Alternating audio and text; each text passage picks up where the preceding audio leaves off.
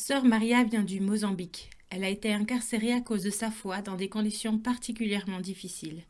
Elle nous parle de son expérience en citant ce verset. Parce que j'annonce cette bonne nouvelle, je souffre, et je suis même enchaînée comme un malfaiteur. Mais la parole de Dieu n'est pas enchaînée. Dans 2 Timothée au chapitre 2, verset 9. Pendant toute la période de mon incarcération, raconte-t-elle, jamais je ne me suis sentie seule. Lorsque la solitude risquait de me peser, je me mettais à parler à mon Seigneur.